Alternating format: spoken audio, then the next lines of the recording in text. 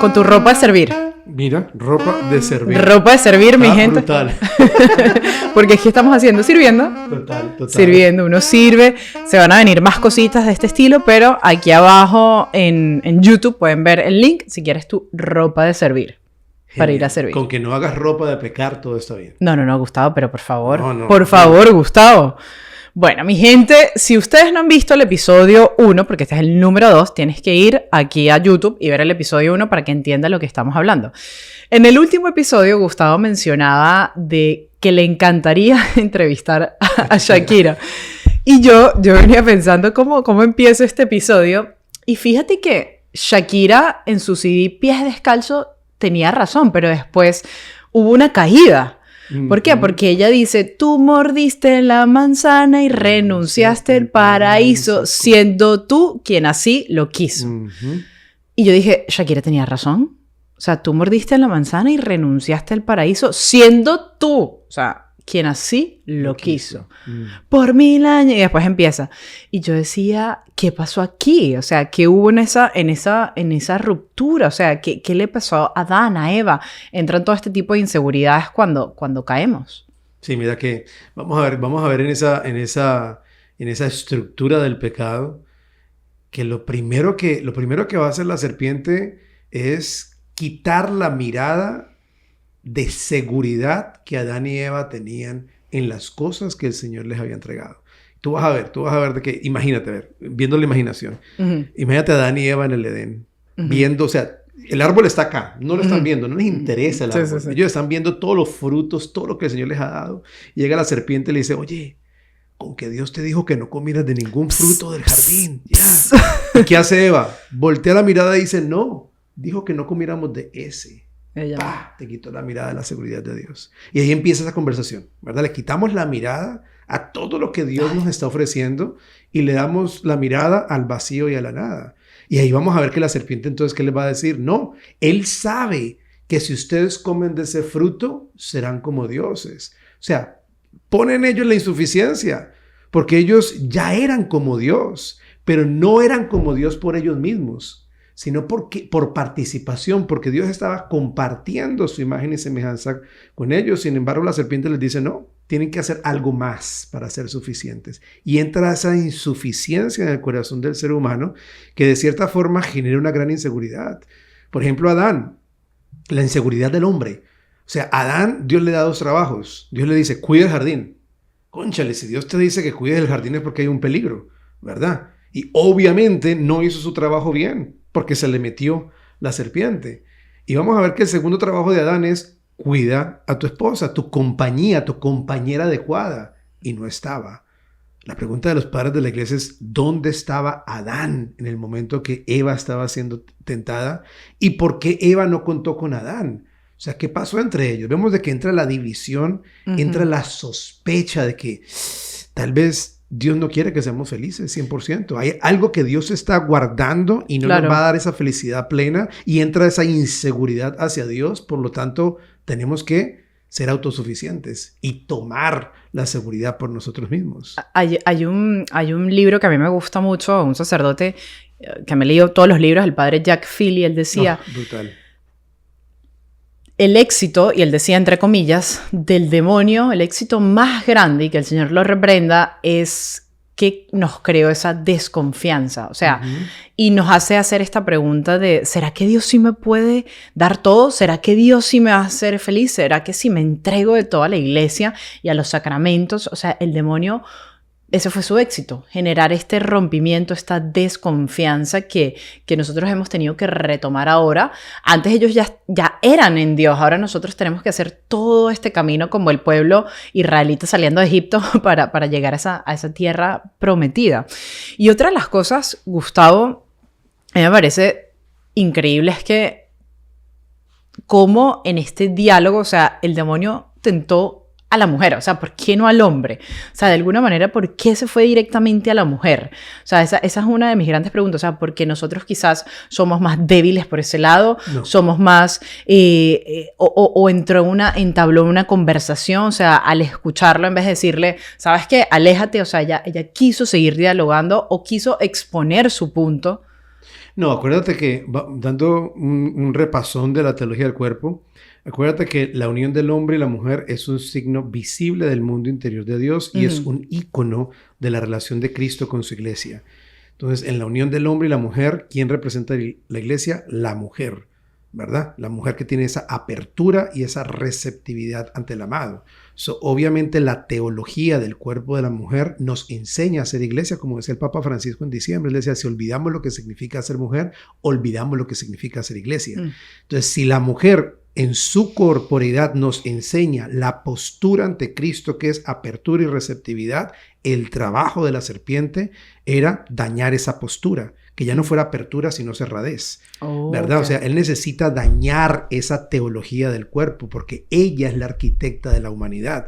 Por eso la dinámica de la salvación comienza con la restauración de esa postura, con el fiat de María, ese hágase en mí. Ella vuelve y abre lo que Eva cerró, ¿verdad? Entonces, por eso es que ataca directamente a la mujer, confundiendo a la mujer. Toda la iglesia, todo el pueblo de Dios queda confundido. ¿Cuál es la postura? Y precisamente ante ese fiat, ante esa postura, es que debería estar nuestra seguridad. Es ese hágase en mí. No voy a ser yo. No es mi autosuficiencia, ¿verdad? No es por mi propia cuenta. Es apertura. Hágase en mí. Es poder yo recibir eso que el Señor tiene para mí. Sin embargo, obviamente, como tú lo dices, ahí en el pecado entra la sospecha en el corazón del ser humano. O sea, que lo vemos en la parábola del hijo pródigo, que es como casi que lo que pasó en el Edén. O sea, el hijo pródigo tenía toda su seguridad puesta en su padre y estaba bien, todo lo tenía.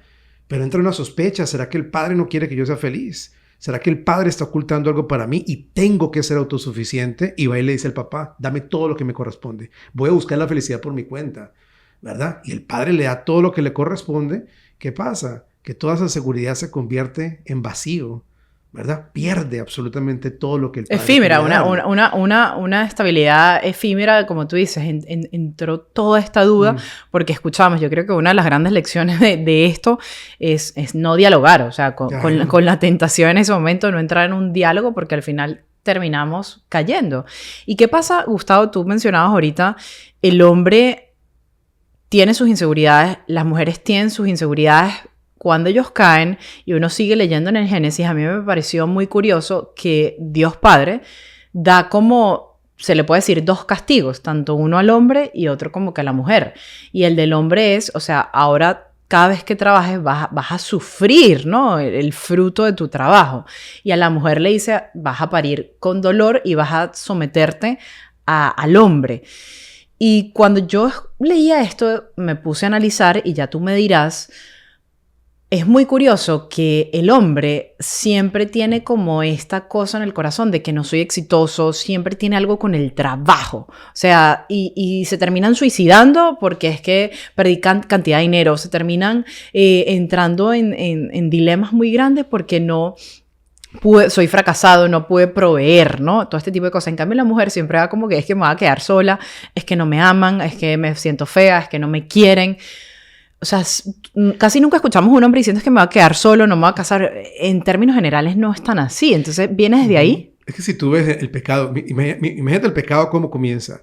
La primera herida del corazón de Adán es que no hizo lo que tenía que hacer. Entonces me siento insuficiente y pongo toda mi identidad en lo que tengo que hacer para recuperar mi identidad. Entonces mi identidad está en lo que hago, es lo más importante.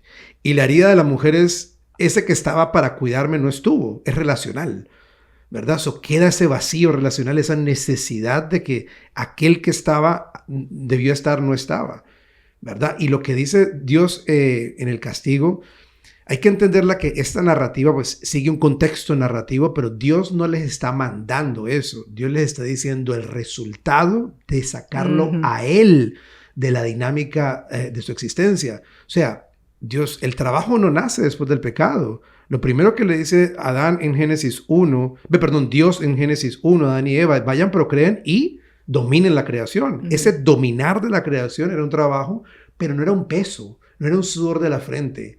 Era hacer lo que Dios hace, era Dios compartiendo su obra creadora con nosotros. Entonces, claro, en todo lo que hacíamos, veamos la huella del Creador. Pero cuando le damos la espalda a Dios, ya no está la huella del Creador y el trabajo se convierte en peso, en sudor. Ahora trabajo con el sudor de mi frente. ¿Por qué? Porque decidí darle la espalda al Creador. Ya no comparto la obra creadora, sino que ahora lo hago por mi cuenta y eso pesa.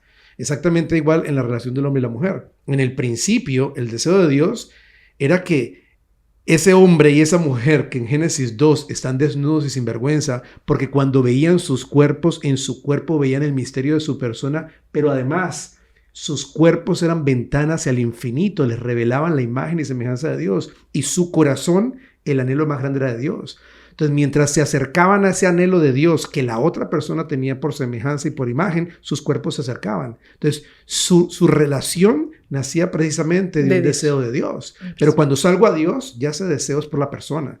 Entonces, ya es lo que Dios dice. Ahora tu deseo va a ser por el hombre y el hombre te va a usar. ¿Verdad? ¿Por qué? Porque entra lo que es la concupiscencia de los ojos, de la carne y el orgullo de la vida. ¿Qué es la concupiscencia de la carne? O sea, mi carne guarda los anhelos del principio, pero ya no tiene la inteligencia del espíritu. Entonces voy a usar al otro para que me los llene. ¿Verdad? ¿Cuál es la concupiscencia de los ojos? Empiezo a buscar fuera de mí mi identidad. ¿Cómo le arrebato a los otros? ¿Cuál es el orgullo de la vida? Ya no necesito a Dios. Yo lo busco por mi cuenta. ¿Verdad? Y entra de cierta forma el querer poner la seguridad en nosotros mismos y ahí nos perdemos. Eso es lo que San Juan Pablo II llamaba, por ejemplo, los maestros de la sospecha. Él habla de 3. Él dice que el primero es Sigmund Freud. ¿Por qué? Porque Sigmund Freud dice que todas esas pasiones, todos esos deseos internos del ser humano no tienen sentido. O sea, no hay un sentido como tal, no hay un propósito, ¿verdad? Solamente hay que o suprimirlos o vivirlos, o si no caemos en una neurosis, como decía Sigmund Freud. Como químicos y ya lo Entonces, loco. pone la sospecha en las pasiones y en el deseo del hombre que son buenos, tienen un diseño y un destino, como decía Santo Tomás de Aquino, Claro. pero él pone la sospecha. Claro. Llega Nietzsche, que pone el orgullo de la vida, porque ese maestro de la sospecha, que es Sigmund Freud, es la concupiscencia de la carne, me quedo en la carne. Llega Nietzsche, ¿verdad? Que es el orgullo de la vida. La vida no tiene sentido, tú le buscas sentido, tú eres el superhombre, en ti está el propósito, en ti está la seguridad, ¿verdad? Y llega ese orgullo de la vida donde nos perdemos en nosotros mismos. Y el tercer maestro de la sospecha que dice San Juan Pablo II es Karl Marx. Porque Karl Marx dice, ninguna estructura te va a dar seguridad. O sea, tienes que tomar por tus propias manos las estructuras. Entra en esa, ¿cómo se dice? En esa dinámica de poder también, ¿verdad? Empezamos a poner las seguridades en estructuras afuera de nosotros mismos. Es el gobierno el que me mantiene seguro, es el gobierno lo que está fuera de mí, lo que me dice que debo estar bien. Y sí, todos le quitan la seguridad a Dios. O sea, todos me proponen seguridades que no son ciertas. Y eso a ese nivel. Pero si vamos al nivel del desarrollo, también cómo se genera la inseguridad. Vamos a ver de que cuando decíamos en el capítulo anterior que empezamos a desarrollar nuestra seguridad en nuestra relación con papá y mamá. Y que nuestra primera experiencia humana es precisamente desde la dimensión afectiva. Cómo me siento seguro, cómo me siento afirmado, cómo me siento amado de forma incondicional por papá y mamá. Eso de cierta forma va a formar la estructura en la que entiendo la vida. Mira que se cree que casi el 80% de las sinapsis cerebrales están completamente conectadas desde los 12 años. Totalmente. Es que todos tenemos, una vez leí algo y es tan cierto, todos tenemos la necesidad de la mirada de otro en nuestras vidas. Porque cuando uno lee el Génesis dice, vio Dios que era muy bueno. O sea, el hombre era muy, muy bueno. De hecho, en los otros vio Dios que era bueno. Hasta que llega el hombre, vio Dios, usa el verbo ver, que era muy bueno. Y lo vemos después en el hijo pródigo. O sea, mi hijo, muy bueno, algo así dice. O sea, son estos verbos que uno empieza a decir, ¿por qué están aquí en la Biblia? Y nosotros cuando estamos en esa etapa juvenil de crecimiento, o sea, necesitamos esa afirmación, como tú decías, esa valoración, ¿sabes? Que me digan, soy bonita, eres flaco, eres gordo, eres inteligente, eres bueno, ¿sabes? Uno necesita que otro te lo afirme porque eso lo hizo Dios al principio. Y cuando lo hablamos en el capítulo pasado también de cómo estos profetas eran llamados por Dios, pero hay algo muy particular, que cada vez, por ejemplo, cuando Moisés se acerca a esa zarza ardiendo, dice la palabra de Dios que Dios lo vio que Moisés se acercaba, Dios vio a Mateo y fijó su mirada, Dios vio a Pedro, o sea, usa el mismo ver en todo eso, es decir, porque nosotros tenemos la necesidad de ponernos bajo la mirada de Dios. Yo siento, y lo comparto siempre en las charlas, que estamos en la época del internet, ¿verdad? Del wifi. Lo primero que uno llega a un sitio cuando no tiene wifi es me das la clave para tú sentirte conectado, pero para eso te dicen, oye, tienes que estar, si quieres mejor señal, cerca del modem o del router. Lo mismo nos pasa con la mirada de Dios. Si yo me alejo, pierdo la frecuencia del internet con la conexión con Dios. Y es decir, con todo mi ser no va a haber armonía. Entonces necesitamos ponernos bajo la mirada de Dios, es acercarse. Y es ahí cuando cada de estos profetas, estos apóstoles, se acercan, Dios los ve y ellos se acercan. Y es ahí cuando reciben su misión, su identidad y todo, es más, su identidad y después la misión. Entonces, es eso lo que nos está sucediendo. Otra de las cosas que a mí me gusta verlo, si ustedes pueden imaginarse, yo imagino que tú, Gustavo, seguramente fuiste a muchísimas fiestas, ¿verdad? Y la estás pasando buenísimo. Imagínate etapas de una boda, ¿verdad? Una boda, estás pasando buenísimo y de repente se acaba la fiesta y tú estás todo alegre y tú dices, ya va, o sea, esta felicidad, esta alegría, ¿qué hago? Entonces uno se va a un bar a muerte y después al día siguiente dice, ¿para qué yo me vine para acá? Yo veo lo mismo con Adán y Eva. Ellos estaban en esa rumba eterna, es decir, en esa alegría, en ese gozo totalmente, o sea, en ese éxtasis. Y de repente, ¡pam!, pecaron, ¡pam!, se cortó la nota y salen de ese jardín. Estoy diciendo una analogía aquí y caen como en el mundo, en el bar a muerte, tratando ahora de llenar, ¿será que me tomo este trago? Me voy con este en la noche de mañana. Lo que hacía uno. Correcto, o sea, es lo mismo y entonces lo que hacemos es mendigar, tratar de llenar todas estas inseguridades con personas, con cosas que nos desarrollan apegos. Ay, vamos a hablar de eso. Que nos desarrollan todas esas malas inclinaciones y después estamos tan alejados del internet, del wifi de Dios, que volver a entrar a esa mirada de Dios es tan difícil. Porque toca renunciar, toca lavarse, toca cambiar. Y ahí ya no va a haber, como dijiste en el capítulo 1, papi y mami, que nos limpien todo eso que no. Qué increíble lo que acabas de decir. Y dijiste una palabra importantísima. Éxtasis. Éxtasis significa es estar hacia afuera, salir de mí. Y Adán y Eva, mientras estaban en el Edén, estaban en ese éxtasis, en ese salir de ellos mismos al encuentro del otro, entendiendo a ese otro primero como Dios. ¿Verdad? Se salían de sí mismos y se encontraban su identidad en Dios. El pecado es lo contrario del éxtasis, es un U-turn a nosotros mismos. Quiero encontrar esa identidad ya en mí. Mira que, pero vuelvo y repito, vamos al proceso del desarrollo, que ahí se forma nuestro cerebro. Mira que el teólogo de la belleza, que es von Balthasar solía decir que la mirada y la sonrisa de una mamá cuando está mirando a su bebé es lo que hace que el bebé diga, soy bueno, valgo la pena, ¿verdad? Es como escuchar ese y vio Dios que era bueno, ¿verdad? Ese y vio Dios que era bueno, primero lo sentimos en la mirada de papá y mamá.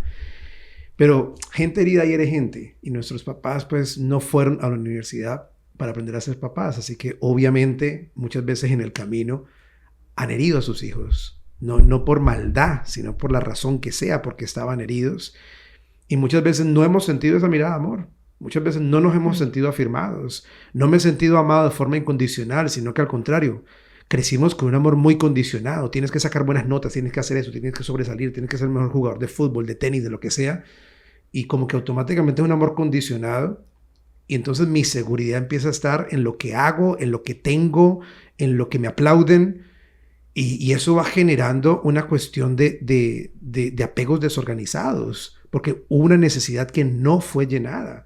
Entonces, por ejemplo, en la teoría de apegos se dicen que hay 4 tipos de apegos. El correcto es el asertivo, ¿verdad? Es un apego asertivo, es un apego donde, como dice el Concilio Vaticano II en Gaudium et Spes, o como dice en la encíclica Salvador Nuestro de San Juan Pablo II, encontramos nuestra identidad al encuentro con el otro, pero no me pierdo yo. ¿Verdad? Están los límites adecuados en cada relación. Entiendo que mi identidad está en Dios, pero también cuando me encuentro con el otro me encuentro a mí mismo. Pero después nos encontramos 3 apegos que están desordenados. El primero es el apego ansioso. Y es cuando de repente sufrí un rechazo.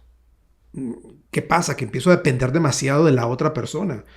y mi identidad, mi dignidad y todo está en la otra persona. Entonces empiezo a generar relaciones bastante tóxicas, como tú llamas, ¿verdad?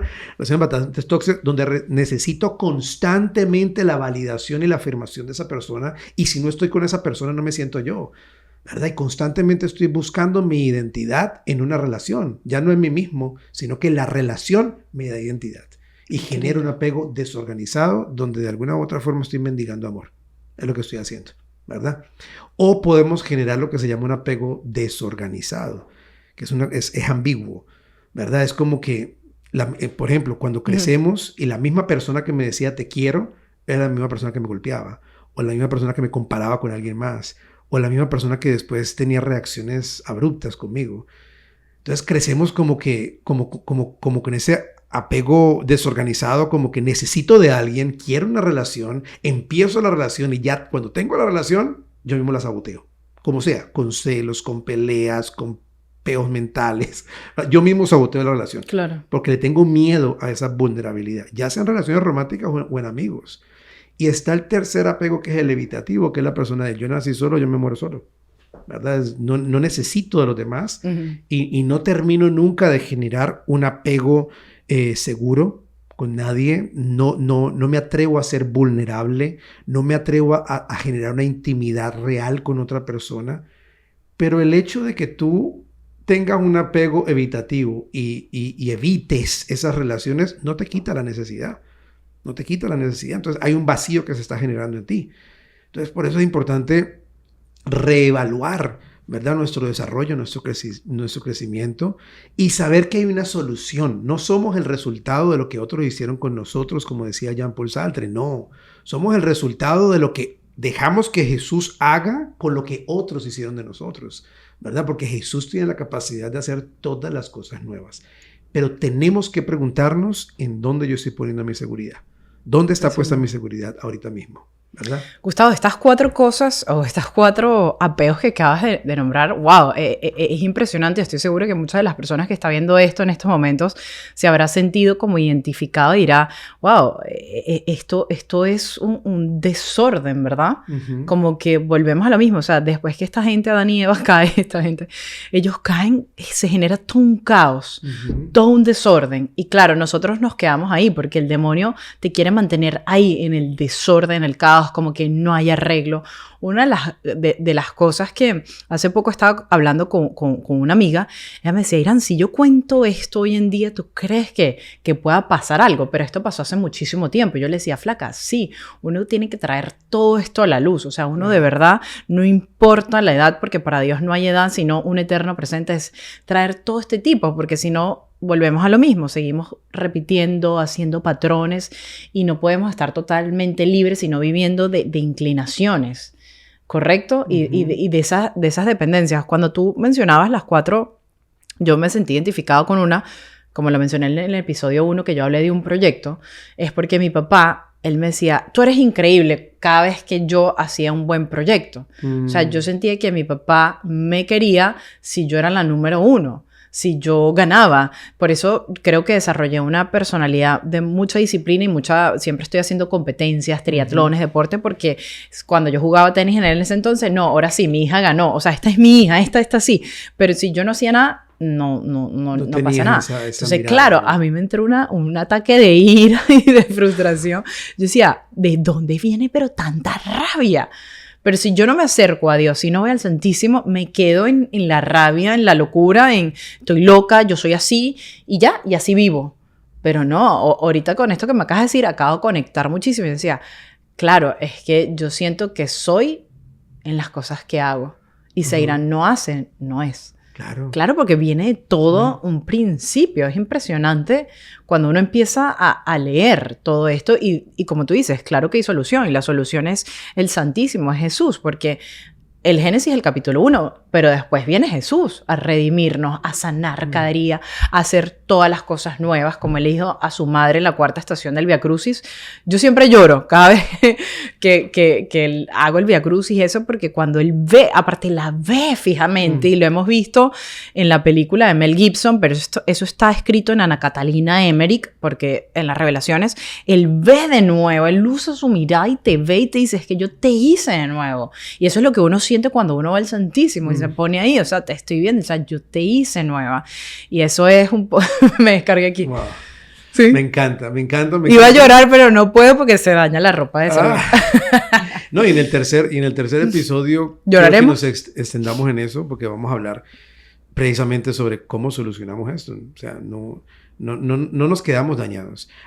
Ahorita que estamos hablando de esa seguridad dañada, precisamente, vamos a ver que se manifiesta en las 5 dimensiones de la persona que hablábamos en el primer capítulo, ¿verdad? Por ejemplo, cuando tengo esa ruptura en mi identidad y en mi seguridad, la dimensión cognitiva está completamente distorsionada. O sea, todas mis creencias sobre mí mismo: no soy amado, no soy querido, no soy suficiente, tengo que hacer algo más, tengo que lograr algo más, nadie me entiende, nadie me escucha, estoy completamente solo, inclusive cuando estamos rodeados de gente.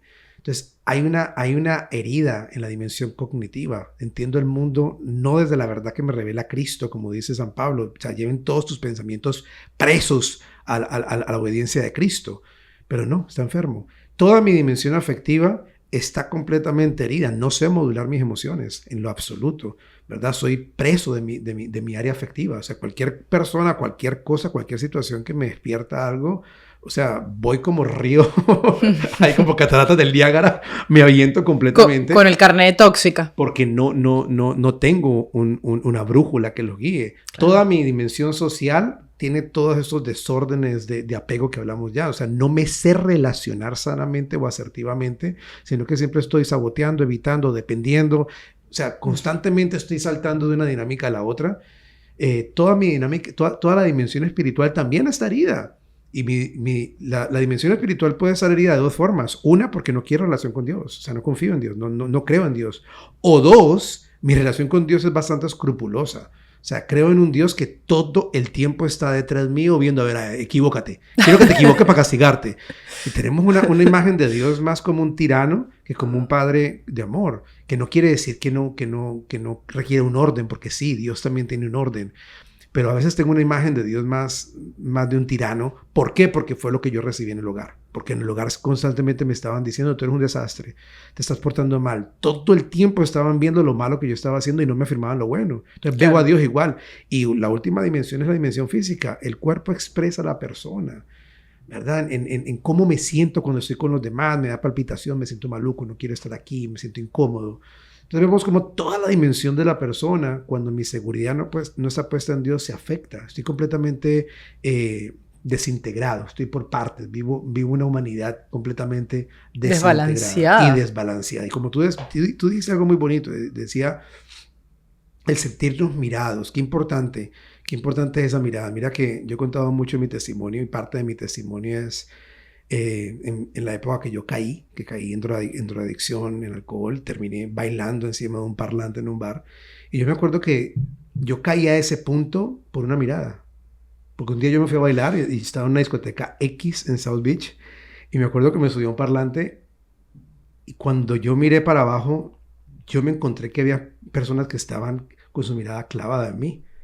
Y en ese momento una necesidad de seguridad que yo tenía de ser visto se desordenó completamente y me volví adicto a esa mirada. Y eso me llevó a perder completamente mi identidad, ¿verdad? O sea, ya yo necesitaba esa mirada que realmente no me estaban viendo.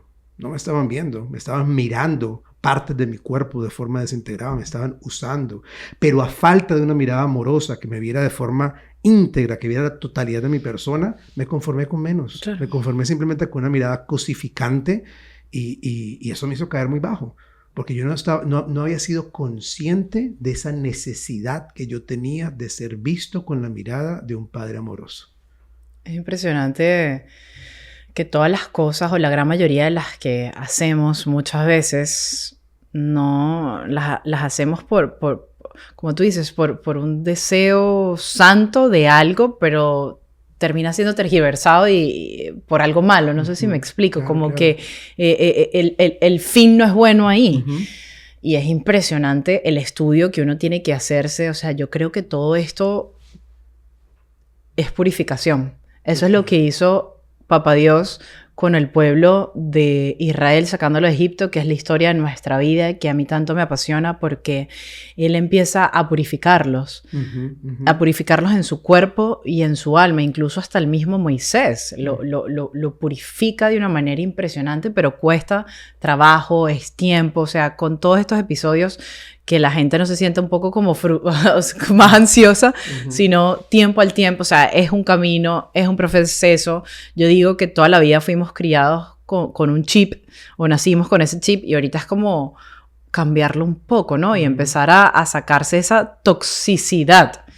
Por eso, a mí me gusta mucho hacer el rosario, y se los dejo como herramienta en todo esto, porque en el rosario uno, en ese Dios te salve, cuando lo hace con todo el corazón, dice, y bendito es el fruto de tu vientre, Jesús. Si por un fruto nos entró toda esta cosa tóxica, todo este veneno que nos quemó y nos rompió y nos creó inseguro, con otro fruto, que es la Eucaristía, y que lo decimos en el Dios te salve, es cuando nosotros empezamos a sanar.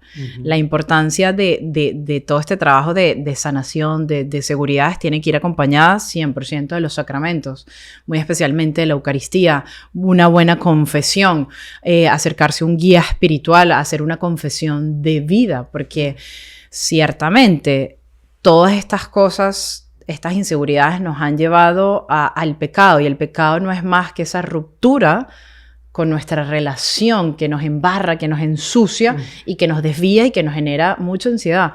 Y quiero agregar, Gustavo, y ya me callo, estaba leyendo el libro del Eclesiástico y decía algo muy interesante, como sabemos que la enfermedad entró al mundo a través del pecado, y en el Eclesiástico decía algo, no me acuerdo ahorita exactamente, se me acaba de ir la frase, pero como cuando nosotros caemos en estas cosas que nos alejan de Dios, nuestro cuerpo totalmente empieza a somatizar y a sentir cosas, como tú decías, ansiedad, me están sudando las manos, me empieza a doler esto, tengo dolor de cabeza, porque ahí nos está diciendo algo. Cuando el cuerpo se encuentra en armonía, una total armonía, no quiere decir que no te vayas a enfermar, ojo, pero hay como un descanso del alma.